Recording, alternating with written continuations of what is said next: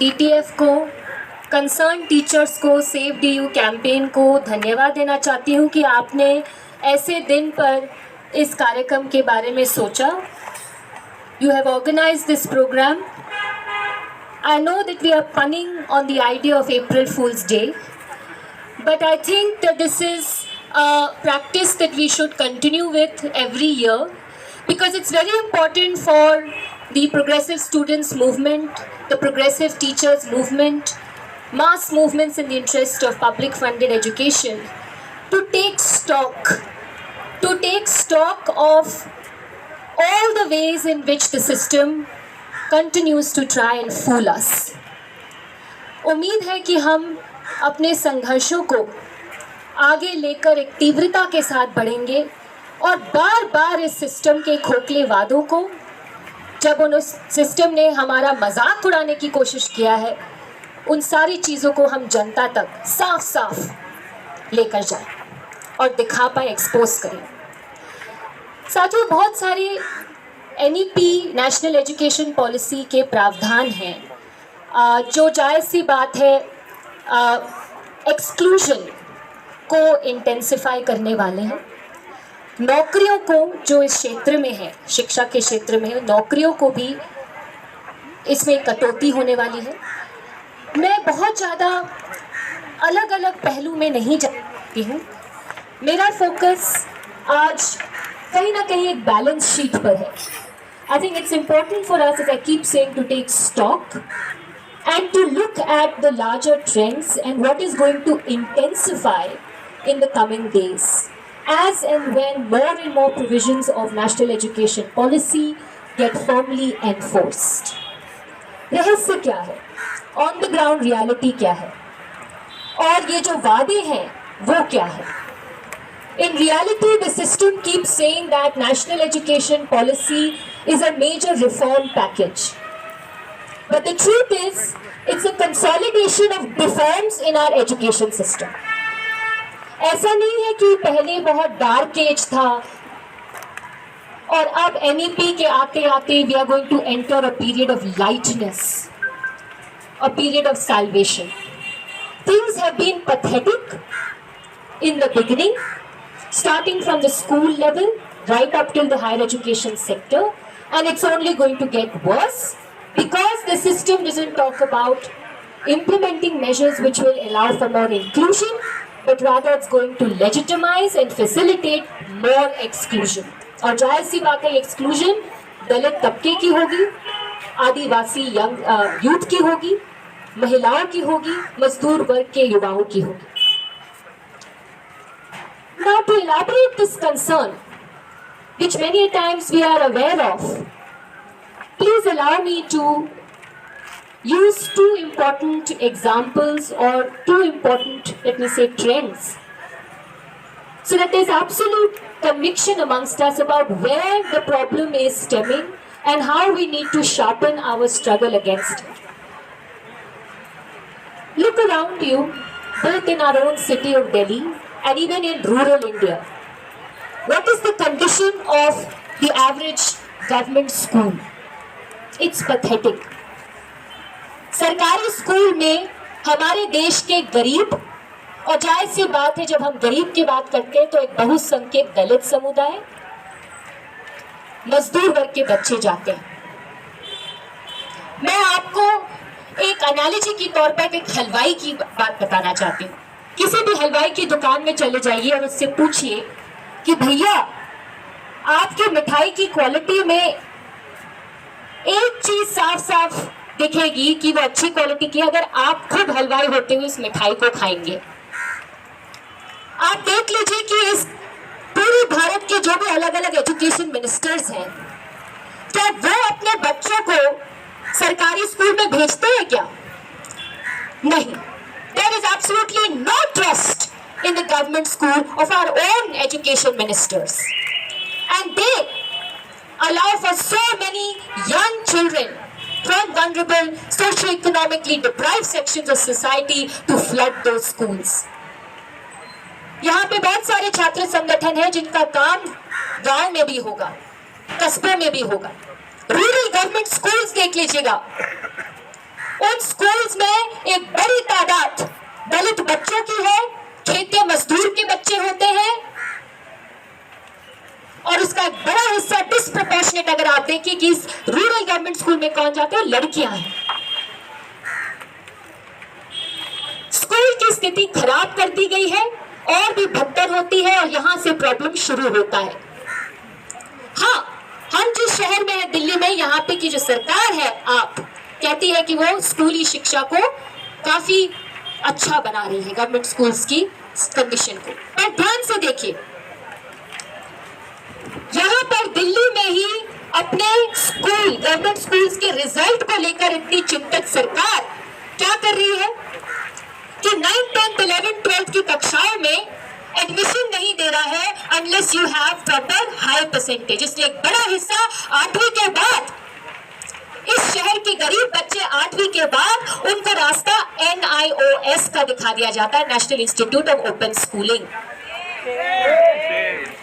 गरीब बच्चों को बाहर का रास्ता दिखाया जाता है, and it is told that it is another pathway to learning. Please hold on to these concepts. ये NEP 2020 में बार-बार इस्तेमाल हुए हैं, और इसलिए मैं कह रही हूँ कि NEP 2020 रिफॉर्म्स को ही कंसोलिडेट कर रहा है, रिफॉर्म्स की बात नहीं करता।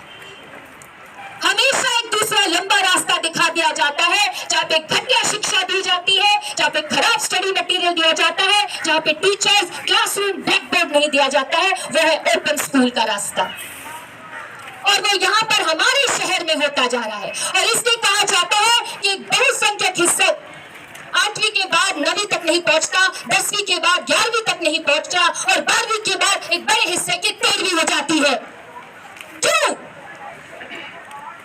क्योंकि गवर्नमेंट स्कूल के ही बच्चे सरकारी कॉलेज यूनिवर्सिटी तक पहुंच नहीं सकते। हमारे कट ऑफ सिस्टम ने, हमारे प्रीमियर एलीट इंस्टीट्यूशंस के दायरे ने ये बात इंश्योर कर दी है, और क्योंकि प्रीमियर एलीट स्टेटस कम सीटों पर टिका रहता है, इसलिए सीट बढ़ोतरी की बात कभी नहीं होती। हाँ, सीट की बात जरूर होगी। सीट बढ़ेंगे तो जायज सी बात है कंपटीशन कम होगा, और ज्यादा बच्चे जिनको एक्चुअल टीचर्स और क्लासरूम की जरूरत है उनकी एंट्री होगी। परंतु नहीं, हम छटनी और नए तरीकों से कैसे कर सकते हैं, हम उनके बारे में जरूर सोचते हैं। तो आइए हम अपने हायर एजुकेशन सेक्टर की ही बात कर लेते हैं, यहाँ के ट्रेंड्स देख लेते हैं, क्योंकि मैं बार बार ये कह रही हूँ कि अच्छे दिन के सपने दिखाकर NEP को आगे बार बार कर कर ये व्यवस्था जो है ना, हमारा अप्रैल फूल्स हर दिन मना रही है। हायर एजुकेशन में क्या है, हमें बहुत बार लगता है कि हम जहां पे पढ़ रहे हैं, हमारे सेंट्रल यूनिवर्सिटीज जैसे DU, JNU, दिक्कत आ जाएगी कि यहाँ पर MOOC या मैसिव ओपन ऑनलाइन कोर्सेज शुरू हो जाएंगे, यहाँ पे फी हाइक हो जाएगा, यहाँ पर हॉस्टल फैसिलिटीज के फीस बढ़ जाएंगे, इत्यादि इत्यादि। ये तो दिक्कतें हैं दोस्तों, ये तो दिक्कतें हैं, परंतु इससे पहले कि आप सेंट्रल यूनिवर्सिटीज की दिक्कतों की तरफ ध्यान दें, कहानी दिक्कतों की पहले ही शुरू हो जाती है रीजनल यूनिवर्सिटीज में।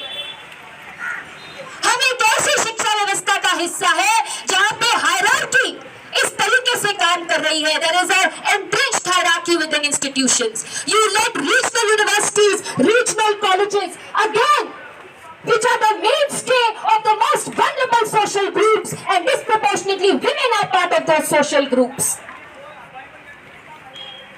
You let those institutions go to the dogs. What will happen?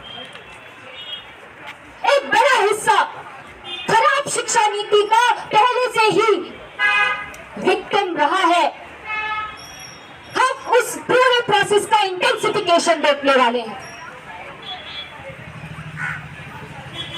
एक बड़ा हिस्सा आपके ही दिल्ली यूनिवर्सिटी में 12वीं के बाद विशिष्ट साइकिल ऑफ पॉवर्टी से निकलने के लिए जब रेगुलर या फॉर्मल एजुकेशन की मांग करता है तो सिस्टम इसको क्या देता है? SOL का रास्ता, non collegiate women's education board का रास्ता,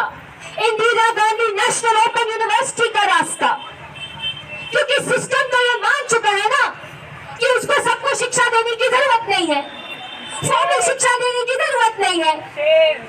auto driver, domestic worker, street vendor, manual scavenger, street sweeper के बच्चों को हम कैसे क्लासरूम दे सकते हैं, हम कैसे टीचर दे सकते हैं? ये तो हमेशा सफाई का ही काम करेंगे, ये तो हमेशा किसी और के घर में काम करेंगे, ये तो हमेशा 5-6 हजार में किसी फैक्ट्री के काम करने ही लायक है। हमें इन सवालों को हमारे आंदोलन, हमारी कैंपेन के प्लानिंग और स्ट्रेटेजी के केंद्र में लाना होगा, क्योंकि बहुसंख्यक हिस्सा हमारी यूनिवर्सिटी सिस्टम के ऑलरेडी बाहर है, उसके मार्जिन्स में है, और वो प्रोसेस और इंटेंसिफाई होने वाला है। और अगर हमें ये लड़ाई लड़नी है तो हमें संख्याओं की जरूरत है, हमें मेजॉरिटी की जरूरत है। मैं आपको एक आंकड़ा देना चाहती हूँ, ये टाइम्स ऑफ इंडिया का आंकड़ा है, आप इसको ऑनलाइन भी ढूंढ सकते हैं। शर्म की बात है कि 2010 और 2018 के बीच में IGNOU, Indira Gandhi national open university, open university, open schooling, distance learning, another multiple pathway to learning. अप्रैल फूल है ये, मजाक है ये। आप देखिए तो आंकड़े क्या दिखाते हैं कि इग्नू में इन 8 सालों में 2010-18 के बीच में 172% increase in tribal youth enrolling in IGNOU, 248% increase in Dalits enrolling in IGNOU। ये आंकड़े क्या बताते हैं? क्या लोग चॉइस से जा रहे हैं ओपन लर्निंग में, ओपन डिस्टेंस एजुकेशन में, या मजबूर किए जा रहे हैं? बहुत सारे संगठनों में, अलग अलग जगह स्कूल ऑफ ओपन लर्निंग में, गांव वगैरह में जाके सर्वे किया है कि क्या आप सच में 12वीं के बाद इग्नू में या यूनिवर्सिटी के या किसी भी बड़े सेंट्रल यूनिवर्सिटी के ड्यूल मोड में ओपन से पढ़ना चाहेंगे? सर्वे में ये रिजल्ट्स आए हैं साफ साफ, नहीं, हम फॉर्मल या रेगुलर कॉलेज में पढ़ना चाहेंगे। लेकिन मांगो कुछ और दिया क्या जाता है? किस चीज में आप धकेल दिए जाते हो?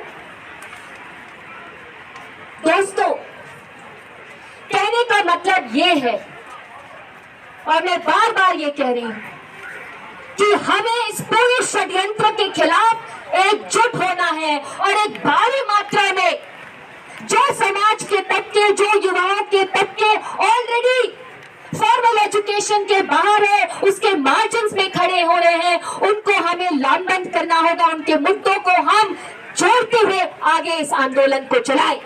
ये बहुत ही जरूरी है दोस्तों, क्योंकि हम islands of privileges को, we cannot win this battle for public funded quality education at school or higher education level unless we make the aspirations and rights of the majority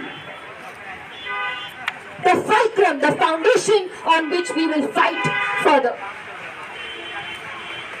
I appeal to everyone here, please bring strength to this movement. Spread the word, make the connections, connect the dots. Campaign not just within the university space, but in pockets, in regions, in enclaves which represent the most vulnerable. Because they are our crucial fighting force. With these words, I would like to end with a hopeful slogan. लड़ेंगे, शिक्षा है सबका अधिकार, बंद करो इसका व्यापार, शिक्षा है सबका अधिकार, बंद करो इसका व्यापार। धन्यवाद साथियों।